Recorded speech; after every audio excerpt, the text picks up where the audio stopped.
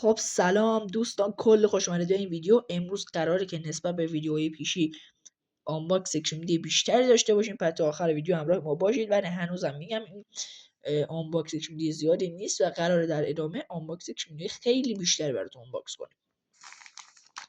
امروز حالا 4 تا پک براتون آنباکس میکنیم تا ببینید چیا برامون در. پک اول تصویر جود بلینگام، جان استونز و نانی. باز کنیم یعنی چی بهمون میده. میده که نوروزی هم بهمون بده. بله نوروزی داد. من از شما جان سباستیان ویرون ندارم. اینوریه، پس اینو اینوریش میکنیم. سانچز، مینی فیگور سانچز ویرونه احتمال زیاد. برچسب کاراسکو،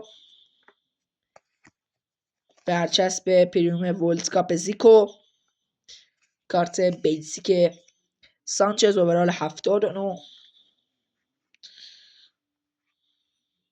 کارت بعدی این که بروشور بازیه، شالیک ورون زلاتان ابراهیموویچ. ما هنوز در انتظار یک ورون. بریم برای پک بعدی. تیبو کورتوا، فدریکو کیزا و ریو فردیناند. کلمب،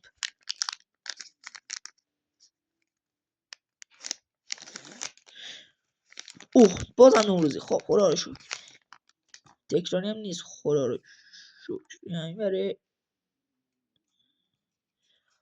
خب پک تکراری این دایی بالاست. اگه اشتباه نکنم این باید رونالدو باشه. نه، کالافیوری، ریکاردو کالافیوری. ما هنوز در انتظار گرفتن جان خواسیان ورونیم. 2 تا بروشور هم توش بود، یکیش هم 2 تا میذارم.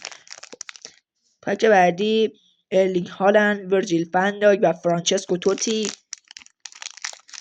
که باز کنیم ببینیم چی بهمون میده.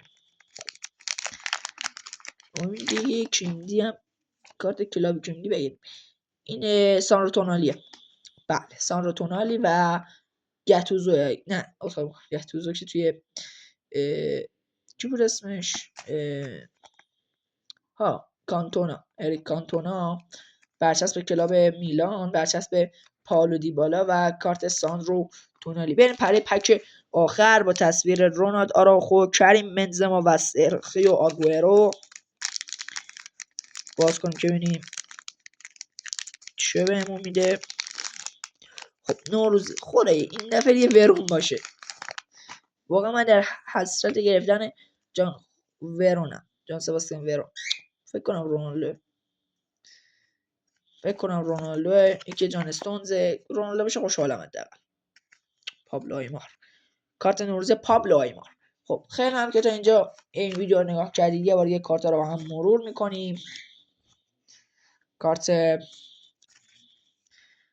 نوروزی زلاتان، کارت نوروزی پابلو آیمار، کارت بیسیک جان استونز، کارت ادوانس اریک کانتونا، کارت بیسیک ساندرو تونالی، کارت نوروزی ریکاردو کالافیوری، کارت بیسیک پائولو دیبالا و کارت بیسیک رابرتو سانچز.